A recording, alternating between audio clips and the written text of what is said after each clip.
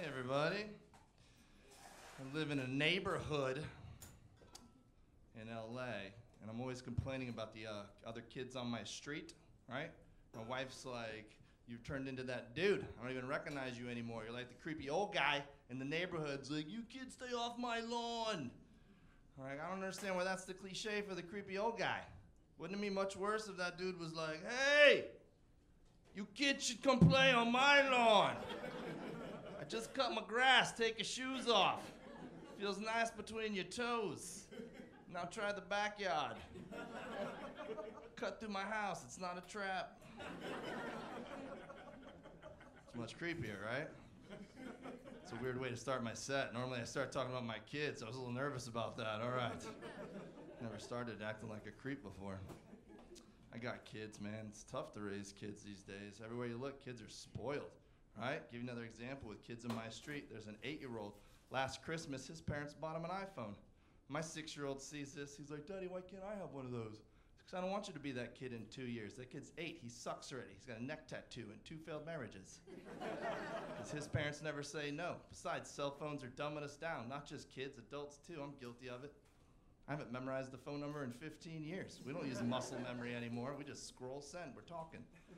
If somebody pushed me in a pool and my phone was completely destroyed, I would never speak to my mother again.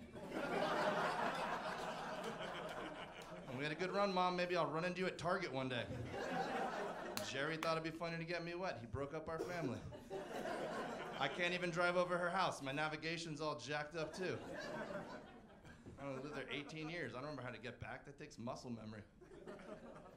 Christmas is a good example of something we're doing ourselves to mess our kids up. Because we have not updated these traditions. We just pass them down generation after generation like they still make sense. And they might have made sense back when Rocking Horse was a top 5 gift, but it's not anymore. Yet we still tell them, hey, write the top 4 or 5 things you want down on a piece of paper. We're going to send that list away to Santa.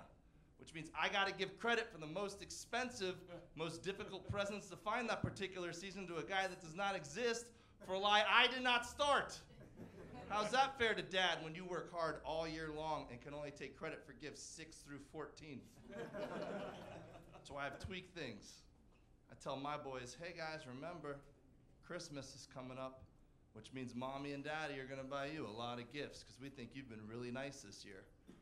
But don't forget, Santa's gonna come visit us on Christmas Eve, and depending on how good or bad you actually were, he's gonna take as many presents as he sees fit.